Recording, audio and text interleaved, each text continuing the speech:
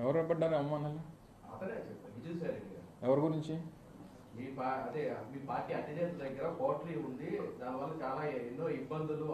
జగన్మోహన్ రెడ్డి గారి క్వార్టరీ. జగన్మోహన్ రెడ్డి గారి క్వార్టరీ అంటే ఈ రాష్ట్రంలో వైఎస్ఆర్ కాంగ్రెస్ పార్టీ కార్యకర్తలు.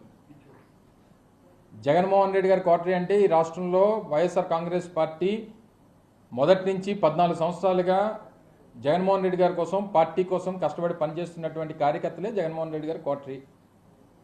నిజంగా క్వార్టరీలు సరే పోనీ ఎవరో ఏమన్నారనేటువంటిది పక్కన పెడదాం. ఏ రాజకీయ పార్టీలో ఏ నాయకుడి పక్కన క్వార్టరీ ఉండదు చెప్పండి? చంద్రబాబు నాయుడు పక్కన క్వార్టరీ లేదా? అసలు రాజకీయం కాదు, అసలు ఏ ప్రొఫెషన్లో క్వార్టరీ ఉండదో చెప్పు. ఉదాహరణకు మీ ఏబిఎన్ ఉంది, మీ రాధాకృష్ణ గారి చుట్టూ క్వార్టరీ ఉండదా? ఉంటుంది కదా. ఇగో మా విశాఖపట్నంలో రామకృష్ణ ఇలా చేస్తున్నాడు, లేకపోతే ఇంకో దగ్గర ఇంకోటి ఇలా చేస్తున్నాడు చెప్పేవాడు చేసేవాడు ఉండడా చెప్పు. సో క్వార్టరీలు అనేటువంటివి ఈ ప్రజాస్వామ్యంలో, ఈ వ్యవస్థలు అన్నింటిలోని ప్రతి స్థాయిలో, ప్రతి వ్యవస్థలో, ప్రతి దగ్గర ఉండేటువంటిది. సరే, ఆ క్వార్టరీల గురించి ఎవరు మాట్లాడాలి? దూరం నుంచి చూసిన వాళ్ళు, లేకపోతే ఆ క్వార్టరీలో లేని వాళ్ళు మాట్లాడాలి తప్ప మొన్నటి వరకు ఆ క్వార్టరీలో ఉన్నటువంటి మనం మాట్లాడితే ఎలా చెప్పు? ప్రజలు హర్షిస్తారా? ఒప్పుకుంటారా? సో ఇవన్నీ కూడా ఆలోచించి మాట్లాడుంటే బాగుండేది. సరే, ఇంకా పార్టీ నుంచి రాజీనామా చేసి వెళ్ళిపోయిన తర్వాత అంతకంటే ఇదిగా మాట్లాడతారని అనుకోవడం మన అమాయకత్వం అంతే. ఎవరి మనసు తిరిగింది? ఎందుకు విరిగిపోయింది? ఇంకెవరి మీద ఎప్పుడన్నా ఇంకొక మీద ప్రేమ పుడితే మన మనసులు ఇరిగిపోతుంటాయి. అదే మాకు తెలియాలి. నువ్వు ఆయన అడగాలి, నేనే చెప్తాను. చేసుంటారు. పార్టీలో పనిచేసినప్పుడు వివిధ హోదాల్లో, వివిధ స్థానాల్లో పనిచేస్తుంటాం. ఇప్పుడు నీకు ఒకరి మీద మనసు ఇరిగిపోయిందని అంటే ఇంకొక మీద ప్రేమ పుడితేనే ఇక్కడ మనసు ఇరిగిపోద్ది. అది ఎవరి మీద ప్రేమ పుట్టిందో, ఎవరి మనసు దేనికి ఇరిగిపోయిందో అనేటువంటిది త్వరలో తెలుస్తాయి మనకు. అవన్నీ చూస్తాం కదా రాజకీయాల్లో. నిన్న కూడా వారు మాట్లాడుతూ చెప్పారు. ఏం చెప్పారు? ఈ రోజు వరకు ఏ నిర్ణయం తీసుకోలేదు అంటే, ఈ రోజు అంటే నిన్నటి వరకే కదా. సరే, నేను అవన్నీ నా నిర్ణయం కాదు కదా. సో ఏదేమైనప్పటికీ మనసు విరిగిపోవడానికి, లేకపోతే ఇంకోటి అయిపోవడానికి వైఎస్ఆర్ కాంగ్రెస్ పార్టీలో ఉన్నంతకాలం అత్యంత కీలకమైనటువంటి స్థానాల్లో వారు పనిచేశారు. సరే, వారు మాట్లాడినప్పుడు, ఢిల్లీలో మాట్లాడినప్పుడు నేను ఇంక రాజకీయం మాట్లాడదలుచుకోలేదు, వ్యవసాయం మాత్రమే చేస్తానని చెప్పారు. సరే, అలాగే అనుకున్నాం. మరి నిన్నటి పరిస్థితులు అయితే దానికి భిన్నంగా కనిపించాయి నాకైతే. సో నిన్న భిన్నంగా కనిపించిన తర్వాత ఈ కొత్త మాటలన్నీ మనసు ఇరిగిపోయింది, లేకపోతే ఇంకోటి అయింది అన్న తర్వాత ఇంకో మీద ప్రేమ పుడితేనే మనసు ఇరిగిపోవాలి. మరి అంటే నా వ్యక్తిగతమైనటువంటి అభిప్రాయం. అది నాకేం తెలుసు? నేనేం చెప్తాను? నువ్వు ఎవరిని ప్రేమిస్తున్నావు నాకేం తెలుసు చెప్పు? నేను జగన్మోహన్ రెడ్డి గారిని ప్రేమిస్తున్నాను.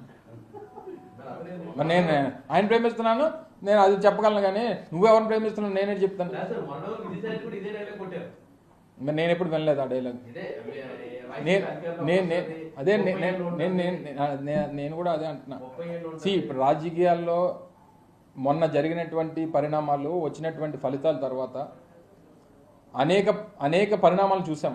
గడిచినటువంటి 9 మాసాల్లో వైఎస్ఆర్ కాంగ్రెస్ పార్టీ ఓడిపోయిన తర్వాత అనేక పరిణామాలని ఎదుర్కొన్నాం. చాలామంది పార్టీ నుంచి వెళ్ళిపోయారు, రాజీనామా చేసి వెళ్ళిపోయారు, లేకపోతే ఇంకోటి వారు ఏదో మాట్లాడితే వెళ్ళిపోయారు. వెళ్ళిపోయినటువంటి వారందరూ, నేను ఎవరో ఒకరి గురించి మాట్లాడలేదు. మొన్న ఇదే జగన్మోహన్ రెడ్డి గారు 2024లో కూడా అధికారంలోకి వచ్చుంటే ఇది జరిగేదా? 2024లో మళ్ళీ జగన్మోహన్ రెడ్డి గారు అధికారంలోకి వచ్చి మళ్ళీ రెండోసారి ముఖ్యమంత్రి అయి ఉంటే ఈ గడిచినటువంటి 9 మాసాల్లో వైఎస్ఆర్ కాంగ్రెస్ పార్టీ నుంచి వెళ్ళిపోయినటువంటి నాయకులు వెళ్ళిపోయేవారా? వెళ్ళిపోయినటువంటి వారు ఈ రకంగా మాట్లాడేవారా? ఈ రకంగా జగన్మోహన్ రెడ్డి గారి మీద మాట్లాడేవారా? ఈ పరిస్థితులన్నింటినీ కూడా లేవనెత్తేవారా అనేటువంటిది ఒకసారి మనం మనస్సాక్షిని అడుక్కోవాలి. నేను ఏ ఒక్కరి గురించో నేను మాట్లాడలేదు. సహజంగా రాజకీయ పరిస్థితుల గురించి నేను ప్రస్తావిస్తూ ఉన్నా. సో వెళ్ళిపోయినటువంటి వారు ఇంతకంట ఇదిగా మాట్లాడతారనుకోవడం మా అమాయకత్వం, మీ అమాయకత్వం. అందుకే సార్ అసలు వ్యవసాయం చేసుకుంటా ఉంటారు కానీ ఒకవైపు మీకు సాయం చేసేటట్లే కనిపిస్తున్నారు. ఇంకోటి అంటారు ఎందుకంటే జగన్మోహన్ రెడ్డి అధికారులు రావాలని కోరుకుంటున్నారంట కదా. ఎవరన్నారు? నేను అది వినలేదు. అదే ఢిల్లీలో ఉన్నారు, ఢిల్లీలో అన్నట్టుగా చూస్తాను. అదే నేను నేను నేను ఇందాక కూడా చెప్పింది అదే. ఢిల్లీలో వారు మాట్లాడినటువంటి మాటలకి నిన్న విజయవాడలో మాట్లాడినటువంటి మాటలకి చాలా వ్యత్యాసం కనబడింది అనేటువంటిది నా అభిప్రాయం. సో ఏదేమైనప్పటికీ సరే, ఈ కోటరీ గురించి కానీ లేకపోతే ఇంకోటి గురించి కానీ ఇంకోటి గురించి మాట్లాడినప్పుడు మనం కూడా ఆ స్థాయిలో మనం పనిచేసాం కదా, ఆ స్థాయిలో ముఖ్యమైనటువంటి పాత్ర పోషించాం కదా. ఒకవేళ నిజంగా నిన్న వారు మాట్లాడినప్పుడు ఏమన్నారు, ఈ ఏదైతే వారు మెన్షన్ చేసినటువంటి కోటరీ అనేటువంటి మాట మాట్లాడారో లేదా పూజారులు అనేటువంటి మాటలు మాట్లాడారో మొన్నటి వరకు ఆ పాత్రలో మనం కూడా పనిచేసాం కదా. మరి చేసినప్పుడు మరి మనం ఏం చెప్పుంటాం, మనం ఏం చేసుంటాం అనేటువంటిది కూడా ఒకసారి అంటే పార్టీ నుంచి వెళ్ళిపోయిన తర్వాత ఈ ఇంతకంట బెటర్గా మాట్లాడతారు లేకపోతే ఇంకా జగన్మోహన్ రెడ్డి గారు ఇచ్చేస్తారు అనేది నిన్న మాట్లాడిన తర్వాత వారు ఏదో ఒక ఆయన వ్యవసాయం చేసుకోబోట్లేదు, రాజకీయం చేయబోతున్నారు అనేటువంటిది నాకు వ్యక్తిగతంగా అర్థమైంది. ఆయన అయితే వ్యవసాయం చేయబోడు, ఆయన రాజకీయం చేస్తారనేటువంటిది నాకు నిన్న వారి మాటల ద్వారా అర్థమైంది. నువ్వు నేను ఓపెన్ హార్ట్ పెట్టుకున్నాను చెప్పండి.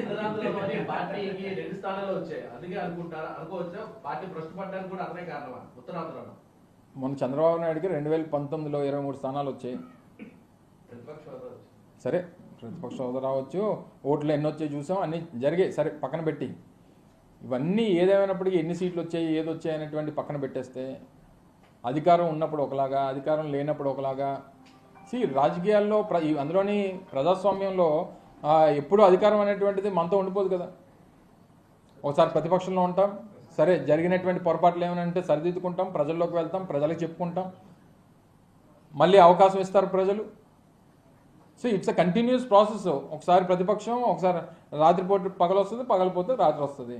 దాని గురించి ఎక్కువగా మనం ఆలోచన చేసి దాని గురించి పొరపాటు చేసుకొని అమ్మో అధికారం పోయింది కదా.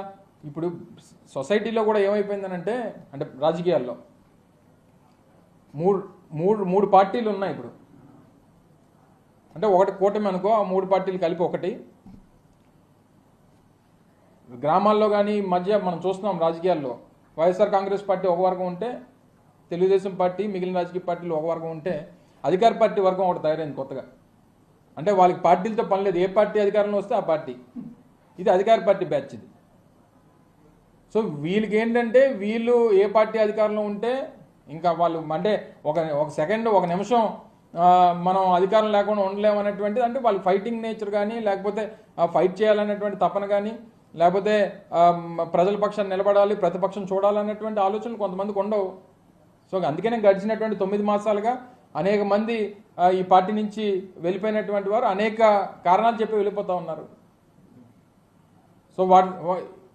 ప్రతిదానికి ఏంటి వాళ్ళకి ఉన్నటువంటి కారణం జగన్మోహన్ రెడ్డి గారు. జగన్మోహన్ రెడ్డి గారిని బూచికిని చూపించి వెళ్ళిపోయేటువంటి ప్రయత్నం. సరే, ఇంక వెళ్ళిపోయినప్పుడు వేరే ఎంతకంటే ఇదిగా మాట్లాడతారని కూడా మన అమాయకత్వం అంతే.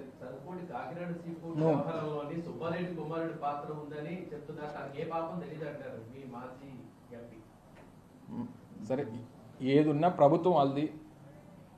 ఎవరి పాత్ర ఉంది, ఎవరున్నారు, ఎవరి పేర్లు ఉన్నాయి, ఎవరెవరు ఇన్వాల్వ్మెంట్ ఉంది, ఇవన్నీ అనేక రకాలైనటువంటి ప్రశ్నలు నీకు ఉన్నాయి కదా, నీతో పాటు ప్రజలకి ఉన్నాయి. ప్రభుత్వం వాళ్ళదే కదా, 9 మాసాలుగా ఉంది కదా, ఎంక్వైరీ చేయమనండి, ఎవరు తప్పో తేల్చమనండి.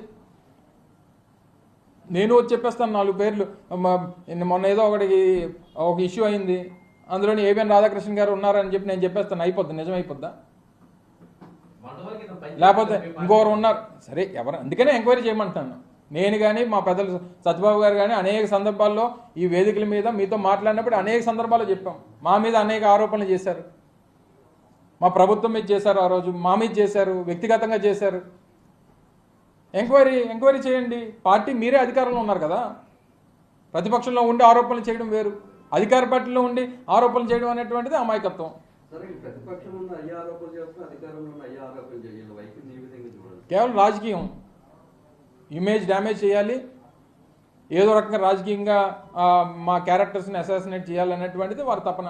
మా లీడర్ దగ్గర నుంచి ఎప్పటి నుంచి మొదలైంది, జగన్మోహన్ రెడ్డి గారు పార్టీ పెట్టిన దగ్గర నుంచి క్యారెక్టర్ అసాసినేషన్ అనేటువంటిది మొదటి నుంచి మొదలైంది, అది కొనసాగుతూ వస్తుంది. అది పై స్థాయి నుంచి కింద స్థాయి వరకు ప్రతి ఒక్కరు ముందు బొరజల్లేస్తే వీళ్ళే తుడుచుకుంటారు కదా అనేటువంటి అభిప్రాయం వరకు ఉంది.